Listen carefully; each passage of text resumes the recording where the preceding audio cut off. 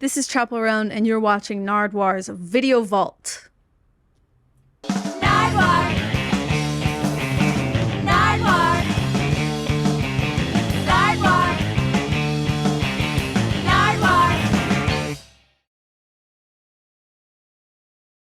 Who are you? I'm Chappell Roan, Chappell, welcome to Sonido del Valle, the record shop. the record store. Hell yeah. And right off the bat, I have a gift for you, a divine 12-inch. Whoa. I didn't know she had this. You think you are a man. Exactly. What can you say about divine? I mean, she's like the queen of queens. I mean, she was John Waters' muse and is the most disgusting queen of all time. And she would be honored to be called that, I believe. And that's from 1984. This is amazing. How is your divine collection? What do you have? I only have a few things. I don't have a record for sure, but this is cool. I mean, I've been her before. I like dressed up in drag as her at a show. When was that? That was at Kentuckiana Pride. It was like one of my favorite outfits I've worn. Did many people notice? Yes. Yes. It was ridiculous. Yeah, what was the feedback? I feel like I get mixed reviews on my outfits, which is like awesome, but that one got a lot of positivity. So there you go, some divine for Chappell. Divine. Divine for You. me. Yeah. Your early life, cross country. Oh, yeah. Chloe Andrews in 6th, Kaylee in Did I get 19? 19th in 22:03. Oh, that was the number. That was how fast it took me to do 3 miles. Yeah, what was that like? What were you thinking about cross country? How did you get into cross country? Well, I pissed my pants at the end of that race. I like peed myself. Is that usual? If your body is like, if it's giving out, yeah, you pee yourself or throw up on yourself. I think I did both. So that's pretty, you were trying really hard then. Really hard. That was the fastest I ever did, which is like, it's fast, but like it wasn't like crazy fast. Did you practice much for that? Like, were you on a team? I was on Willard cross country team. I was like, running was what I was gonna go to college for, I think. Like, that's what I would have gotten. And was it cross country then? Yeah, it was cross country. I like love running, but not anymore. Your dad was also into the Fresh Prince Oh, yeah, Will Smith, yeah. and Tracy Chapman. And Tracy Chapman. My dad really loves Tracy Chapman. Fast car. And you heard that a lot around the house? Yeah, yes, my dad played fast car all the time. The middle school that you played at the school assembly. I played middle school talent show. Yeah, what was it like playing that talent show? The talent show? Yeah. The talent show was scary. It's on YouTube, my 8th grade. That was the first time that I sang in front of people. And it was awesome. I played the Christmas song and I won the talent show. It was the first thing I ever won. That was sick. How hard is it to sing and play at the same time? Because a lot of people can't do that. I can't do it. But you do it. I do it like occasionally, but like I can't do it. Like it's really hard. Playing an instrument is so hard. And yeah, I can do it like 10% of 100%. But, I mean, that's a secret. I mean, you should never tell anybody you can't do it. I mean, you do it. It looks like you do it. Like in that video, it looks like you're doing it. You're putting out. I did try really hard. That's probably, honestly, I was the best at piano in that time of my life when I was 13, 14. Because I was like practicing for real.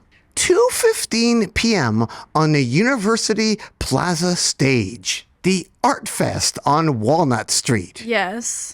What do you remember about that gig? Cider Days. Cider Days. Well, it is the hometown art festival, like fall festival, and I played on stage. They have a bunch of different local acts, but I played like covers on stage there, sometimes my original songs, but that's like really where, that was like my big gig of the year was Art Fest. Yeah. What was the reception? What do you feel like afterwards? The news loved it. The news loved to like film me and be like, look at this girl. Like that's like honestly how like I got a lot of traction was the news. The Die Young video from 2014. I love the video. There's tons of records behind you. There is. Did not listen to one. I did not have a record player at the time. That's very honest. It is. Where was that? That was in my garage, like my upstairs of my garage. Oh, that's incredible. Yeah, that was a long time ago. Who decorated that? My mom. My mom. Are the records still there? No, we moved. Did you take down the records? What happened to the records? I don't know. I have no idea. Goodwill, probably. $1,012. That's how much I won at Springfield's Got Talent. And you made a little prediction there. I made a prediction. Well, they asked me like, Kaylee Rose, like, what is a goal in your life? And I was like, I remember I could not breathe as I was saying it. So I like could only get one word out at a time. But I was like, I want to win a Grammy. That's what I said. And congratulations. Now you're up for some Grammys. Yes, I'm nominated. What was that like? It was cool. Like, yeah, what did you do with the 1,012? I put it towards buying a car. My first car. So I bought a car. Or paying your piano teacher? Or paying my piano teacher. Exactly. Paying him. His fee was $15 a session, so. But he taught you, but he also came along to your gigs sometimes? Yes, my piano teacher would play backup for me because, as I stated before, I could not play and sing super well. So I would be like, can you play behind me while I sing? And it was awesome. That's how I did a lot of them. But that's great. How did you recruit your piano teacher to join you on a gig? I was like, well, he was in college and I was like 14, 15. And I was like, I'll pay you $50 to come play 2 hours of music with me. And he said yes. So I think like he was getting paid. You know what I mean? Yeah. It's like, I'll pay you. Yeah. But I think that's great that you were able to like take that $1,012 and turn it into something. Turn it into something. And speaking of Grammys, what exactly is going on here where it says Grammy Camp? Yes. This is when I went to Grammy Camp and I was 16, 15. This is me singing the camp song we wrote together. This is a crazy moment. Who's in the band and what is Grammy Camp? I wish I could say, I know this is Casey. I cannot remember these two people's names. Grammy Camp is just like a summer camp put on by the Grammys Foundation. But it's like 30 kids out of the US. You have to like audition and it's like something that it was cool. It was in New York. It was the first time I got to go to New York. Like that was awesome. That's when I fell in love with New York. Was at this camp. You said it was a special event. It was kind of a crazy time. Oh yeah, this was like the what's it called when there's like a recital. This is the recital. This is the last thing of the camp where all the parents come in and like there's like some agents that come in. It's like a scout thing. But yeah, it went hard. And right now we're speaking to Kaylee from Missouri. From Springfield, Missouri. From Springfield, Missouri. And Chappell Roan. Chappell Roan. Who got you into Daniel Johnston? A YouTube video. Outsider music.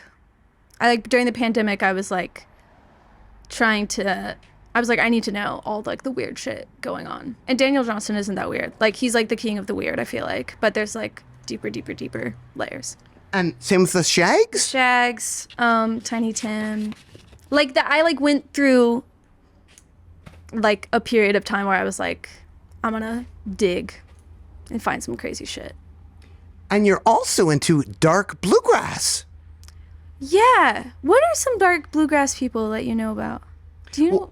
When I think of bluegrass, I kind of think of country. And when I think of country, I think of tumbleweeds. And I have a gift for you, a box set, Tumbling Tumbleweeds. Oh my God.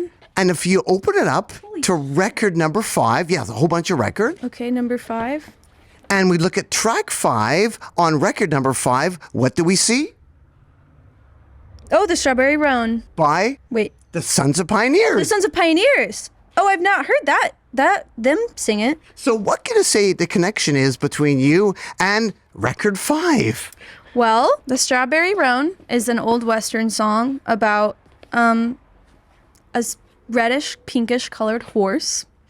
And Roan is also Chappell Roan, my last name, because it was my grandfather's favorite song, the Strawberry Roan. So I thought perhaps you'd like this box set. It's like, wow, it's a big box set, but it has a whole bunch of artists on there as well, like Gene Autry, Hank Snow, Bob Willis, a whole bunch of stuff, including your namesake as well. Dang, this is sick. Something to explore with Chappell Roan. Scooter's Coffee. Angels. What was it like there? It was really a drive-through, wore the headset. It was awesome. I had a great time. It was during the pandemic. I am like, look back at that time, I'm like, that was fucking hard. That was hard. What's it like working the drive-through? It's fun if you're with your friends. It's really hard either way, but it's not fun if you're not with your friends, if you're not with people you like to work with. But the hardest thing is being on headset and having someone at the window and you like taking an order, typing it in, and giving them the correct change at the same time. So you're talking to like 2 or 3 different people at the same time. And you're making drinks. Interlaken. Oh, awesome. Interlaken summer camp I went to. That was good. That was great. That's why I wrote Die Young, is what you were talking about earlier. Which I think is really incredible. Like, you went to all these recitals, you go to summer camps. It's a lot of work to be Chappell Roan. It's a lot of work for my nervous system. I think that's what it was at the beginning. It's like, gotta get those nerves out. But nowadays, it's like... Fun, right? Nowadays, yeah, it was fun back then. Now I have more fun now. To Silver Dollar City. I love Silver Dollar City. Have you ever been there? No, never have. I think it's like one of like the pinnacle points of the Midwest. And if you ever do get to go to like Southern Missouri, you should go. Could you explain it to people that haven't been there? It is a theme park in the middle of the woods. And it is like late 1800s themed. Everyone is in attire. And like there's blacksmiths and wood chopper people. And like it's awesome. And it's the funnest. And they have food. No drinks. No alcohol. The Fantastic Caverns. Yes, there you go. Fantastic Caverns. My biggest fear, caves. And what are they like? Fantastic Caverns are underground, like obviously underground caves, that you can drive through in Missouri, in my hometown. And you can like get in a car and they just take you through a little trolley through the cave. But my biggest fear is to get caught in the cave and all the lights go out. And then you're stuck there forever. Have you come close ever to that? No, but I will never come close to that. I won't allow it. What about Battlefield Mall? Oh, what do you want to know? That's where I spend all my time. What shops? Sephora. The food fair? Food there. Yes, loved the food. Sorry, Sephora? Sephora. Sephora, I spent a lot of time doing makeup on. Still can't do my lipstick, as you pointed out before the interview came out. Before we started, which I really appreciated it. I was trying to look out for Chappell Roan. At Sonido del Valle. Records. Yeah. So you're at the mall. Anything else? Are you going to a music store? Like what's happening there in the mall? I was like really good. I didn't steal anything. I promise. Like on God, I did not steal anything.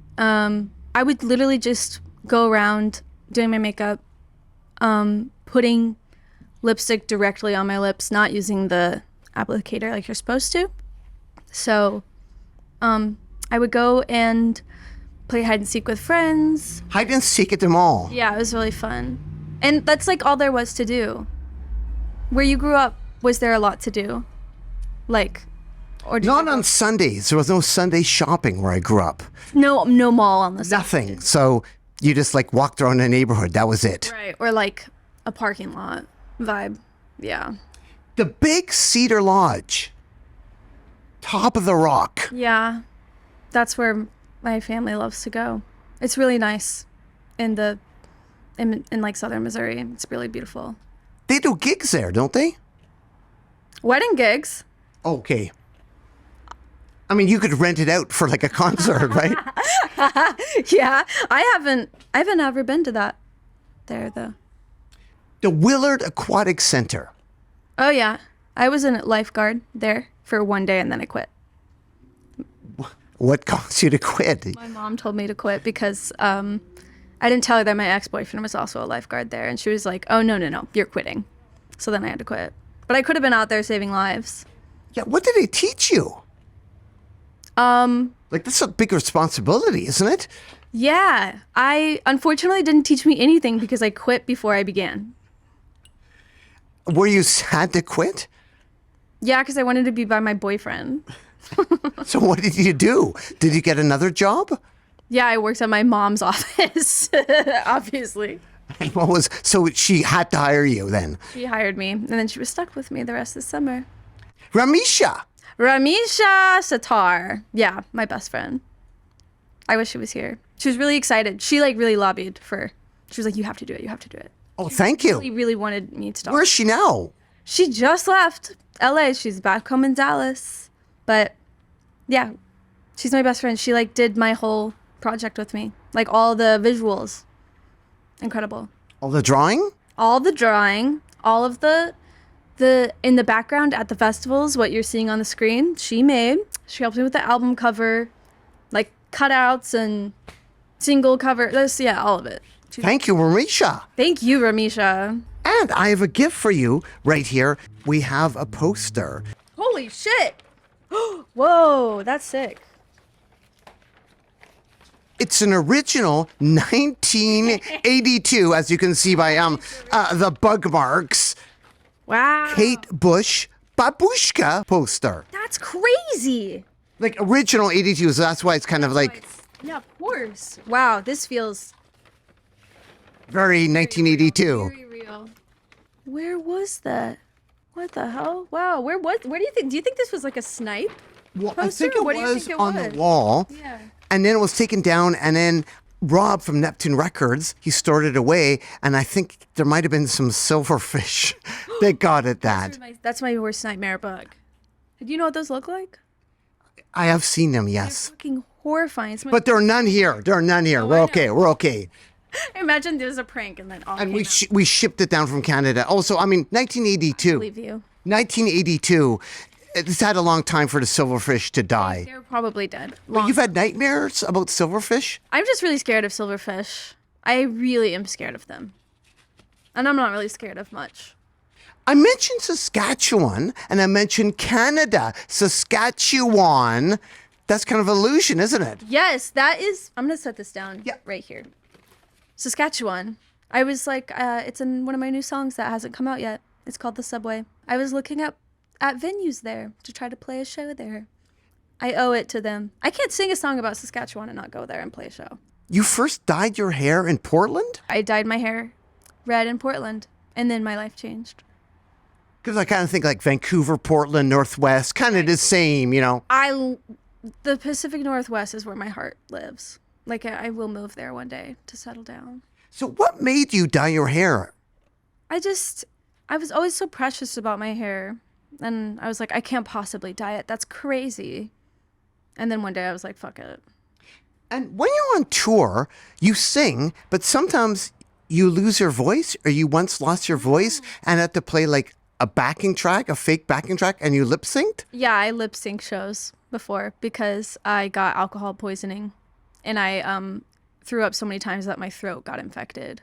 And then I lost my voice and had to play 5 shows without singing. But luckily I was opening for Fletcher. I wasn't like headlining. Fletcher. Period. Fletcher. Yeah.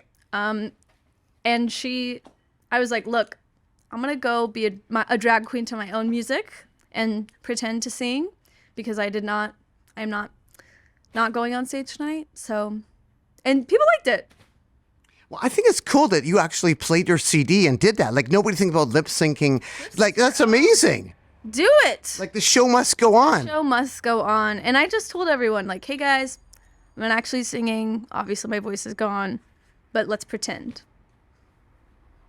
So you mentioned Vancouver. Another gift for you right here, the Emergency Room compilation from Vancouver, British Columbia, Canada. And if you open it up to the inside, you can see like a little booklet in there. And we look at this photo and we have a person here on drums that you know. On guitar, Andrea. On drums, Daniel. but it's not your producer, Daniel. It is New Sensei was his band. Daniel was on drums, and you know him? Who is that? Who is Daniel Patoot? Orville Peck. Oh, what? Wait, shut up. What? Yes, that's his earlier band, New Sensei. Amazing. That's so sick. I didn't know he played drums. That's so cool. I was just talking to him. How did you hear of Orville Peck? Well, my friend, I first heard of him because my friend said, look at this guy. He's so hot. And he had, you know, his mask on and everything. And I was like, God, who is this? And went to see him. And his show changed my whole life. Changed how I do shows. So, because he performed at the Troubadour and in West Hollywood. And he had local drag queens open up for him. Meatball was one of them.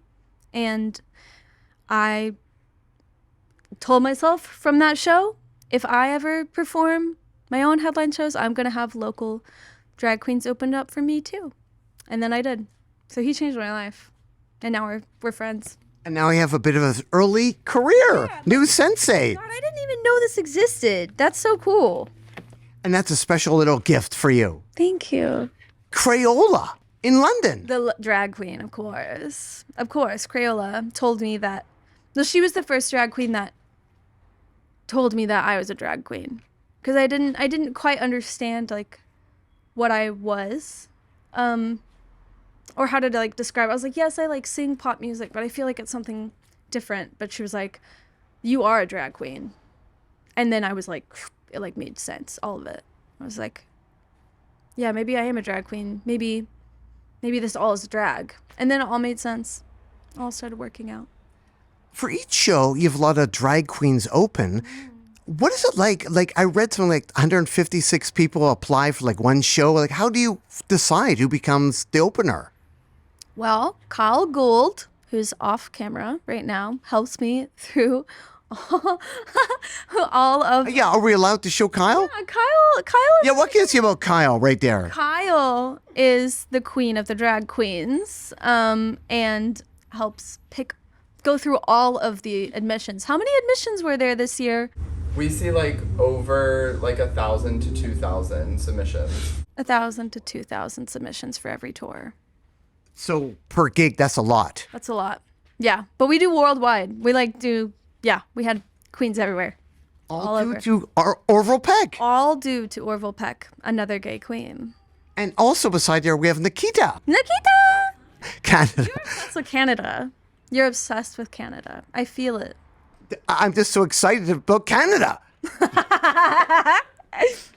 Love Canada.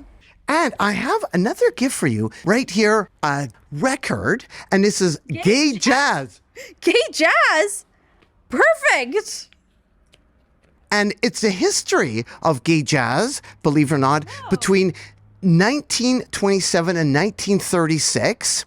And read some of the line notes right there. Perhaps, same day, lesbian singers will no longer have to sing about the men they never desired, and gay male vocalists will be able to choose or write material they truly can identify with. Perhaps, too, jazz writers will learn that men and women they write about are human beings, and not just names on a record label.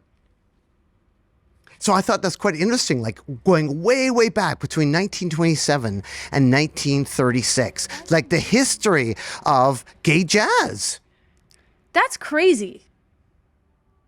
Possible covers, maybe, for you to do as well. Sissy Man Blues. Oh, yes. Ain't that a mess? Wow. What do you know about the history of, like, gay jazz or gay rock and roll? I don't know much. Honestly, I don't know much. All I know is that, like, I really, really got into, like, rock this year with, like, girl rock, like Joan Jett vibes. And, like, Heart, like we were talking about. And, Alanis Morissette.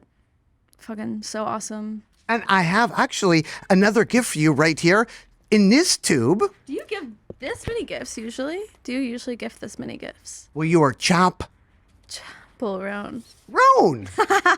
Ron! We have to give gifts. Well, you knew. You knew. an original 1996 poster of Alanis playing in Vancouver, British Columbia, Canada, signed by the artist Bob Massey. Oh my God. Wait, that's so sick. Wow, in Canada. She's from Toronto? Where is she from? Vancouver? She's from back east, yes. Oh.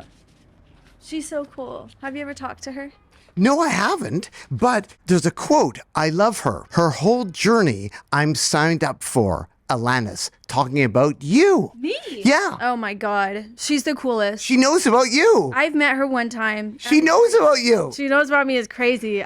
She is like probably my biggest idol, Loki. Just because she's so oh, there's multiple in here. Yeah, one for Amisha. What for Amisha? Would she like that? Yeah. Thanks. Because Amisha vouched for me, right? Yes, she did.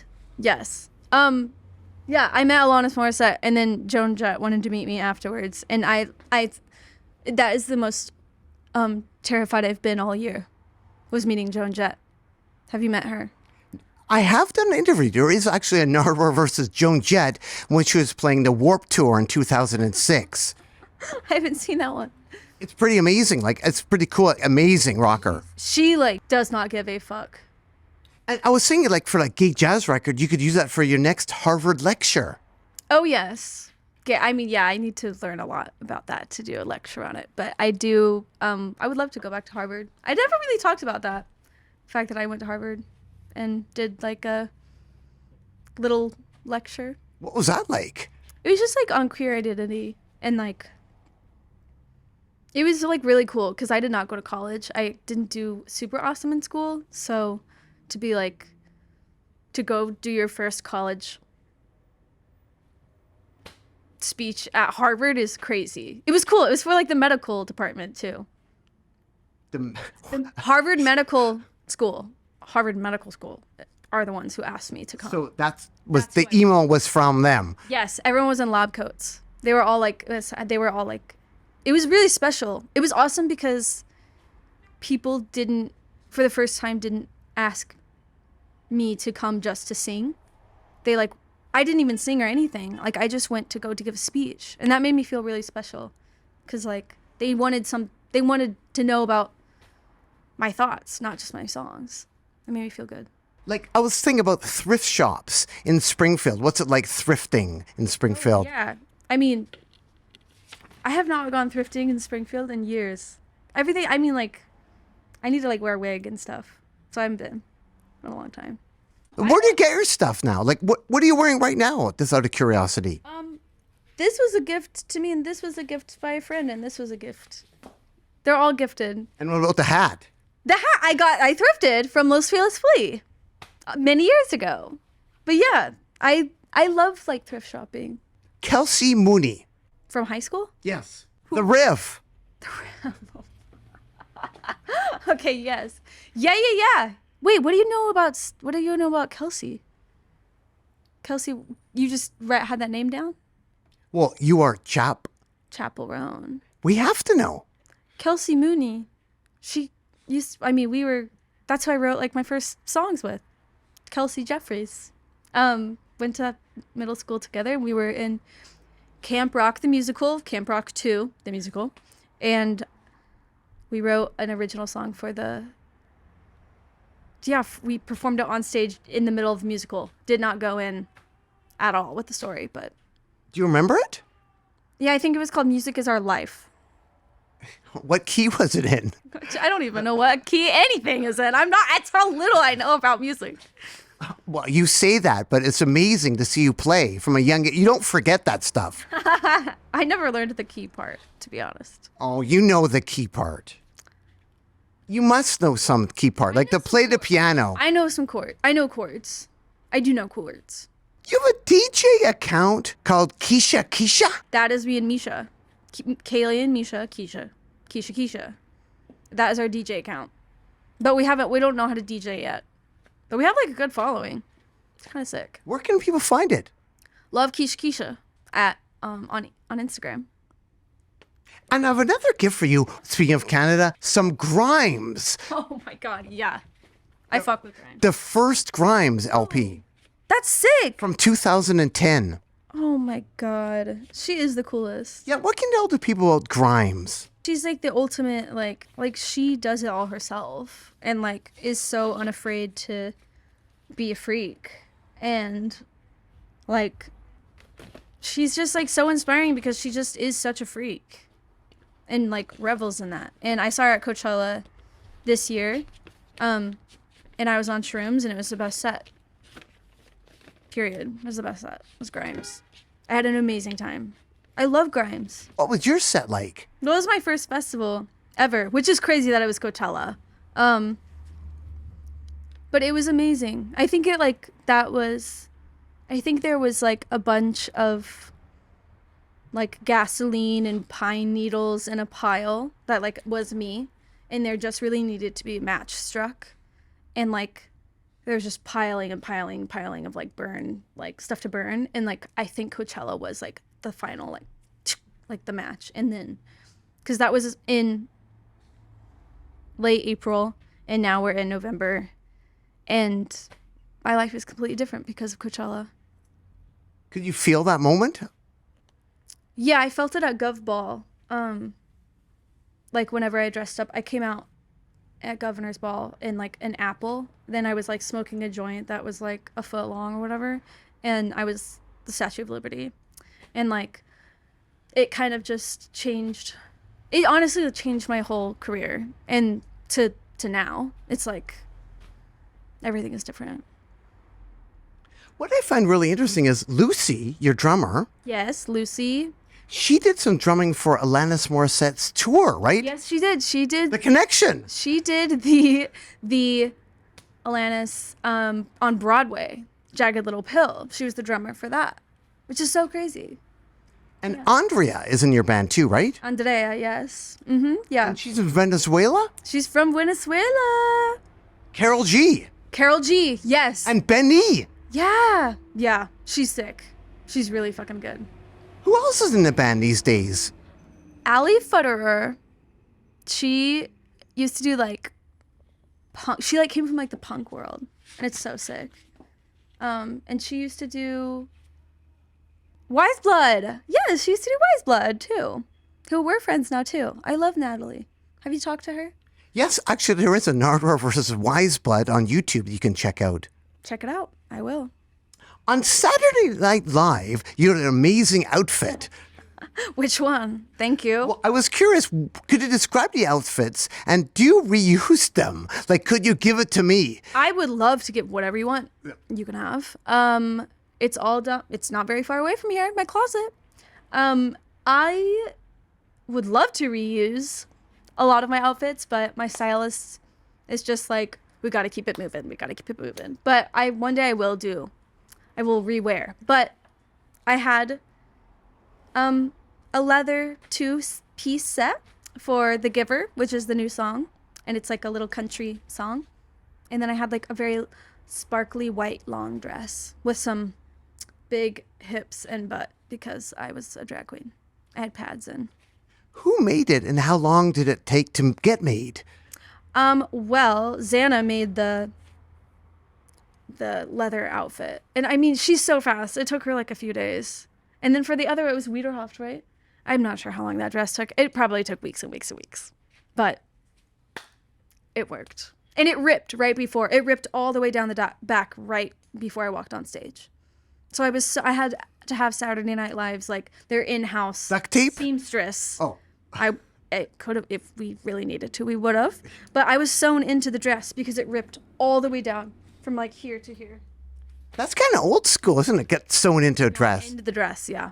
And so after you use the dress, is there a bit of sweat sometimes that, do you have to clean it or how does that work? They smell crazy, yeah. I don't know if I clean it though. I think I just put it in the bag and put it on the rack. So you might use it again down the road. You might use it. Yeah, and then I'll clean it if it smells bad. Because Hannah Montana had a big closet. She had a huge closet. But not as big as your closet. Honestly, hers is probably bigger.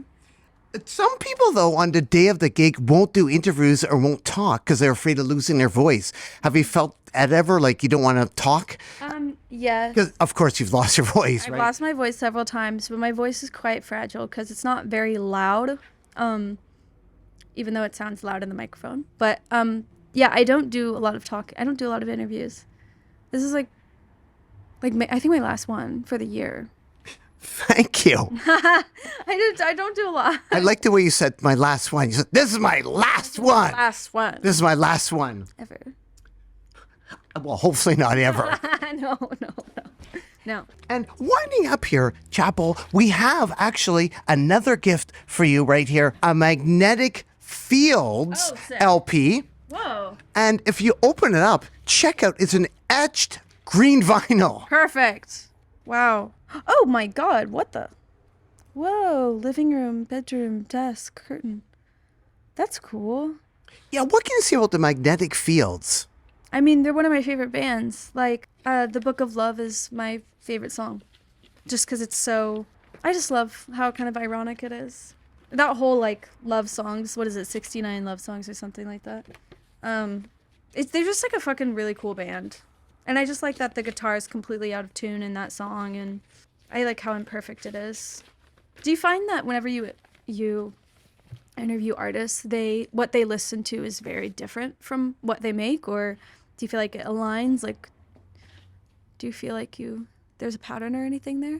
Well, I love the idea that you listen to Magnetic Fields, and it makes me get back into the Magnetic Fields. Like, Oh yeah. yeah. Oh, cool. So I love when people I interview mention bands. I'm like, oh, I forgot about them. Or this is a new band. So I think that's really cool when you do that, when you do covers. Like even you covering Joan Jett, I think that's cool to get people into Joan Jett. Yeah. Do you think about that?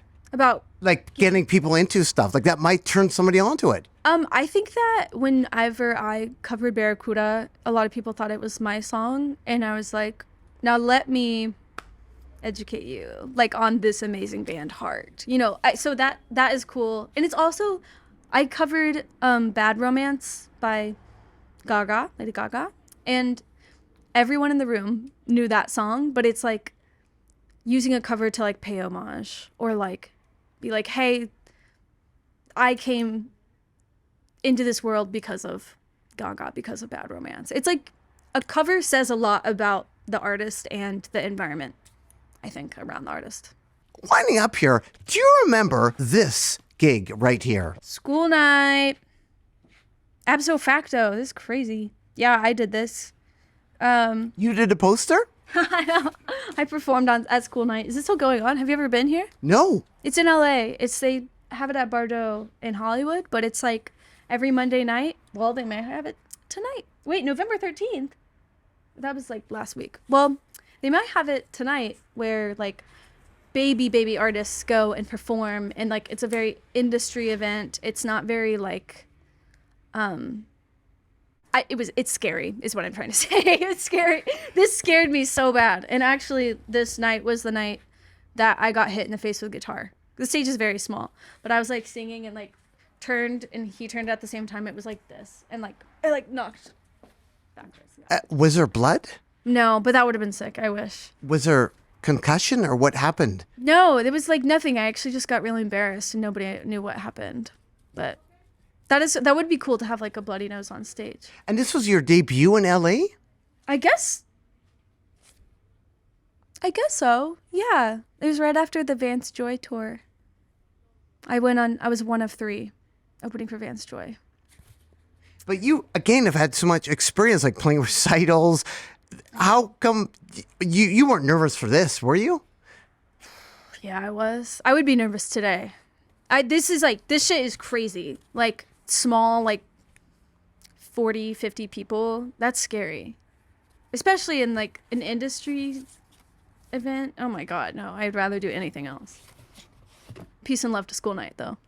The Bigfoot Lodge. My favorite bar in LA, Bigfoot Lodge. It looks like Bass Pro Shops inside. Have you ever been to Bass Pro? No, I haven't. I guess it's not in Canada, maybe. Why is it your favorite bar? It feels like a log cabin, and I grew up in a log cabin, and they've got like animatronic, like little beaver pops out of a little log. It's my favorite. And they've got this one drink that's the toasted marshmallow, and I love marshmallow. What else do you like? Like food-wise, I love yogurt. I have yogurt every day, and I love bread. And right now I'm eating a lot of soup. I love soup and Indian food. Have you seen any rappers around LA? I've not around LA. I met Tyler the Creator a few weeks ago. At the ACL? At ACL. Yeah. And he's awesome. He like How did he introduce himself? he was hiding in the shadows as I got off stage, and it was like What does that mean? he was just like kind of lurking over in the corner, and like my tour manager was like, "Hey, Tyler wants to meet you," and so I went over, and he gave me a lot of good advice about paparazzi. Even though I don't have paparazzi, but when I do, I took notes, and he like thanked me for speaking up about some stuff that I spoke up on. And also, lastly here, Chappell, I have a gift for you. A Zombies Time of the season. 45. This is an incredible song. Yeah, what can you say about the Zombies? I don't know many songs by the Zombies, but this is my favorite one, and I think it is the hottest song of all time. Like, hands down. But I think the 60s and 70s were like really okay with like hot songs. What makes a good song? A good song, I think, is just... I think for me, a good song is just like... I think you just know in your gut. I don't know what it does.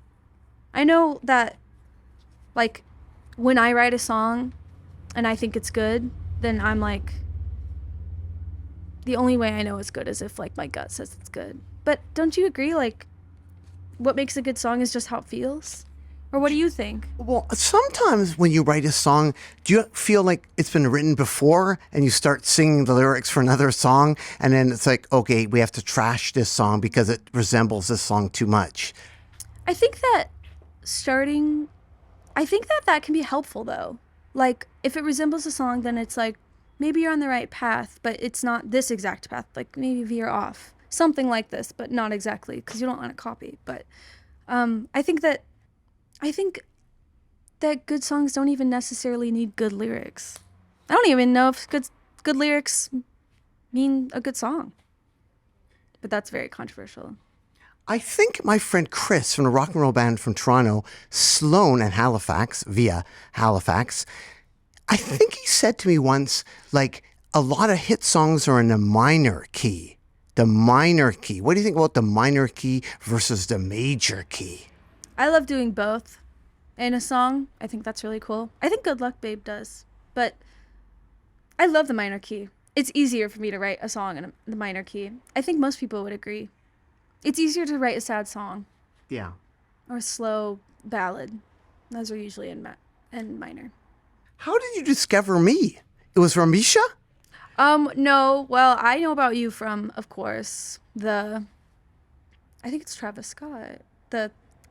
How do you keep your pants up? Belt. Belt. How do you keep your pants up when you're performing? It's incredible. Belt. That is how I was like, who the fuck is that guy? And that's how I think that's how most of us know about you, is from that interview. Anything else you'd like to add to the people out there at all? Thanks for having me. Well, thanks so much, Chappell. Keep on rocking in the free world and doot doodaloo-doo. Thank you guys. Do I do that too? Toot toodaloo-doo? Doot doodaloo-doo. Do. Yeah!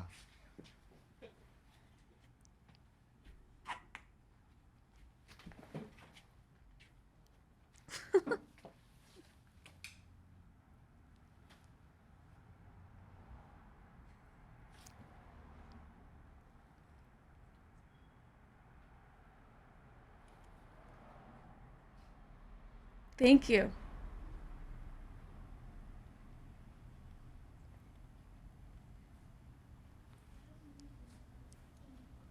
Thank you.